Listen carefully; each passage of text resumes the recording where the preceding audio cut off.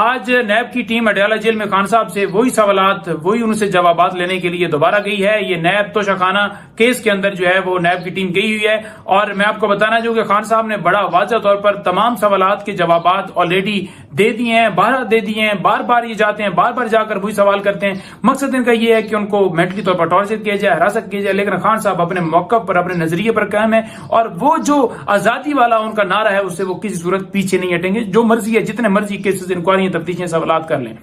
Number 2 بات یہ ہے کہ یہ توشہ خانہ کا پارٹ 4 سٹارٹ کیا گیا ہے. اس سے پہلے جج ہمایوں دلاور نے 3 سال سزا دی تھی, پھر جو ہے وہ 14 سال سزا دی کی. درمیان میں ایک جیلی رسیدوں کے حوالے سے خان صاحب اور بی بی صاحبہ کے اوپر ایک مقدمہ بھی بنایا گیا تھا. یہ جو مقدمہ نیا سٹارٹ کیا گیا, پارٹ 4 سٹارٹ کیا گیا, جو بشرا بی بی صاحبہ اور خان صاحب کے اوپر سٹارٹ کیا گیا, صرف اور صرف ان کا مقصد یہ ہے کہ جا کر سوالات کی جائے, ہراسٹ کیا جائے, دونوں کو جو ہے مینٹلی طور پر جو ہے وہ ٹارچر کیا جائے. لیکن جو مرضی یہ کر لیں, جتنے مرضی وہ 6 گھنٹے کر لیں, وہ کسی صورت اپنے موقف سے پیچھے نہیں ہٹیں گے. نمبر 2 بات یہ ہے کہ خان صاحب کو جو جیل کے اندر فیسلٹیز دینے کے حوالے سے درخواست تھی اسلام آباد ہائی کورٹ کے اندر, وہ سماعت وہاں پر ہوئی اور اس میں کیا ہوا کہ ہماری طرف سے یہ کہا گیا کہ خان صاحب کو وہاں پر فریج نہیں دیا گیا, کھانا خراب ہوا. اور وہ جو ریسنٹلی خان صاحب نے بتایا تھا, تو آگے سے عمر فاروق صاحب کیا کہتے ہیں, کہتے ہیں جی کہ جناب رپورٹ آ لینے دیں پھر دیکھ لیتے ہیں. رپورٹ منگوائی تھی نا, اب میں نے فریج کو تو نہیں لگوا کر دینا. تو اس طرح کا بیان موجودہ چیف جسٹس اسلام آباد ہائی کورٹ کی طرف سے آنا, مطلب یہ کتنی ایک عجیب بات ہے. عدالتوں کا کام ہے لوگوں کے بنیادی حقوق کی حفاظت کرنا, ان کی پروٹیکشن کرنا, اور چیف جسٹس عمر فاروق صاحب یہاں پر کہہ رہے ہیں کہ میں لگوا کر نہیں.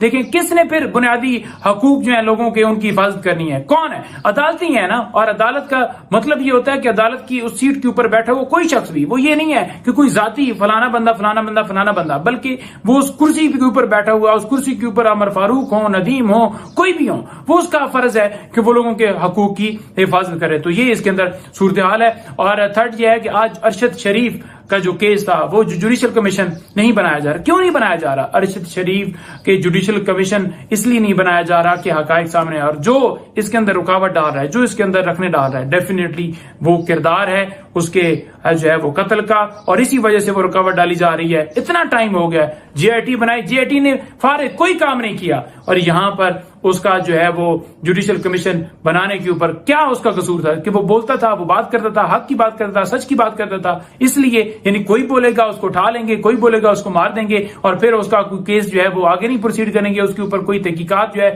وہ فیئر طریقے سے نہیں ہوں گی, اور اس کے اندر جو کردار ان کو سزا نہ ملے. تو یہ صورتحال ہے پاکستان کے اندر. تو یہ میں آپ کو بتا رہا ہوں. اس کے علاوہ آج عمران خان صاحب کے کیسز کے حوالے سے جو مزید تفصیلات کے حوالے سے میں بات کروں تو وہ میں نے آپ کو بتا دی, اور جو رؤوف حسن صاحب ہیں ان کی آج بیل جو ہے وہ آج ہو گئی ہے, اور الحمدللہ بیل ہو گئی ہے. جو ہی پھر وہ ریلیز ہوتے ہیں وہ آپ کے سامنے معاملہ آ جائے گا. جھوٹے مقدمات تھے, تمام اپنے منطقی انجام کو پہنچے, کوئی ان مقدموں کے اندر صداقت نہیں.